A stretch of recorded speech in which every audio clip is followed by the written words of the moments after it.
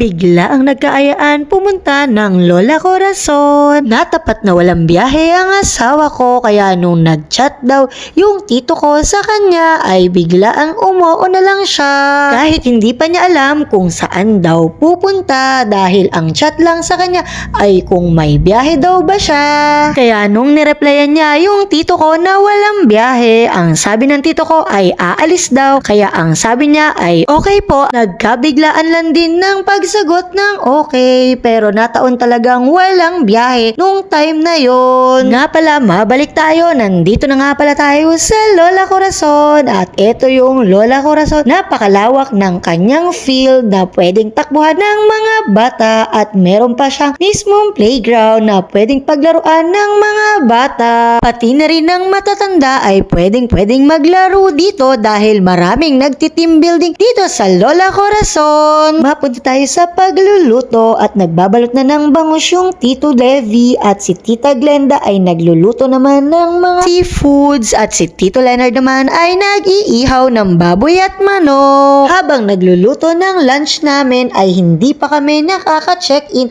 at nililinis pa daw yung room. Kaya yung mga gamit namin ay nasa pushcart at inip na rin yung mga bata kaya nag-set up na ng saranggola. Hindi namin makita yung mga bata dito. Si Yumi Jane ay inutusan kong maghagilap at dalhin ka ko yung cellphone at mag-video habang hinahanap sila. Di lang pala bata ang naiinip, pati na rin yung mga matatanda ay naiinip na rin at nagsaranggola. Pagkatapos ng mga bata sa pagsasaranggola ay sila naman yung humirit. Hindi ko na na-videohan yung pagsasaranggola nung mga bata dahil naghihiwa ata ako ng sibuyas, bawang, kamatis nung oras na yon. Maraming mga pangyayari na hindi ko na na-videohan dahil ako yung gumagawa minsan kaya hindi ko na rin na-videohan yung ibang pangyayari. Pero dito ay nagpalipad sila ng saranggola. Wala na akong ginagawa niyan kaya na-videohan ko sila habang nagpapalipad ng saranggola.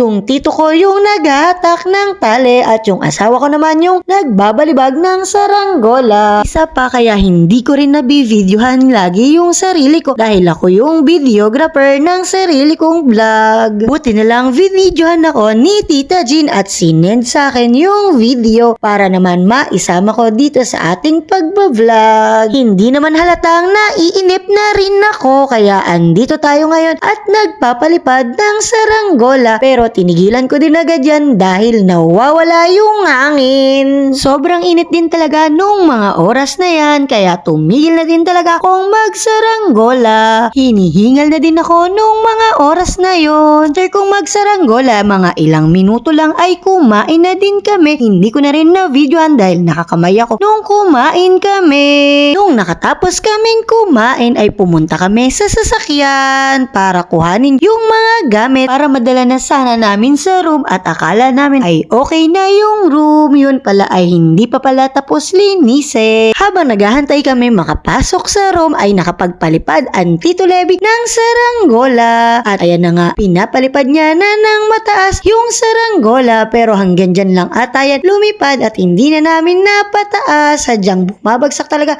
yung saranggola namin na dala. Habang busy ako sa pagbi-video, hindi ko na napansin yung mga bata ay dinala na sa room yung mga gamit namin. Hindi ko na kayo mapa-proper room tour dito sa loob dahil may mga gamit at may mga bata na dito sa room. Ganito kaganda at ganito ka-aesthetic dito sa room na to. Kaya ano pang inaantay nyo? Baka gusto na rin pumunta at magpabook dito sa Lola Corazon. Napakalinis nitong mga room nila dito sa Lola Corazon at naka-air condition din yung bawat room nila dito. Ang capacity ng room na to ay 20 na katao. Dahil sa kada isang bed ay pwede ang 2 tao. Dahil dobalan yung bawat bed nila dito. Full yung mga room nila kaya wala kaming choice kundi mag-antay ng mga lalabas. Kaya nung lumabas ay nilinis muna nila yung mga room at wala kaming choice. Ito lang yung available room na pwede naming pag-check-inan. See you sa part 2!